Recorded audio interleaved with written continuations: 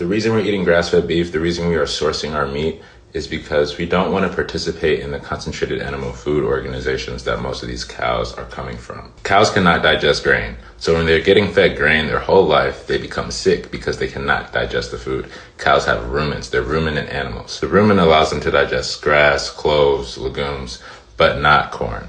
So they get really sick. Then they have to get fed antibiotics and steroids because they are so sick, but they need to make it to get fat enough to slaughter to give to us. CAFOs are also only found in low-income neighborhoods. CAFOs have an awful smell. They're very putrid smelling. They actually cause a lot of allergies, a lot of harmful diseases, asthma. They actually have a lot of negative health effects for the residents that live close to these. It's not about being bougie. It's about being ethical. It's about having the best stuff in your body, right? Because if you have antibiotics and steroids in your body from the cow that you ate, that's not going to be good for your microbiome. It's not going to be good for your health.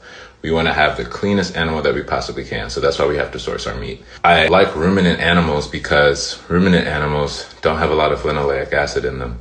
Linoleic acid is found in chicken. It's found in pork.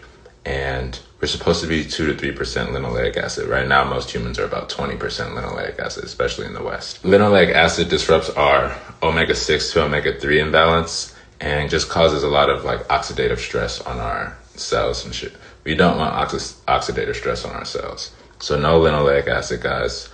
Make sure that we're getting grass-fed beef because we don't want to eat a sick animal. Also, in these CAFOs, a lot of these animals are not receiving the sun. So when you don't receive sun, you're not getting a lot of nutrients that you need. And you also are facing one way. They are forcibly inseminated and their babies are taken away from them. So they're suffering, you know. You don't want to eat an animal that's been suffering. We like to source our beef from family farms because they're going to be more ethical. They're not going to be located in low-income neighborhoods. They're going to be better for you. The animals aren't suffering as much. The animals are actually getting sun.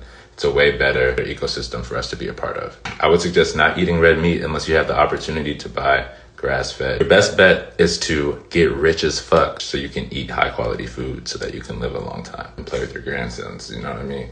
Don't ever compromise your health, though, by eating some bullshit, you feel me?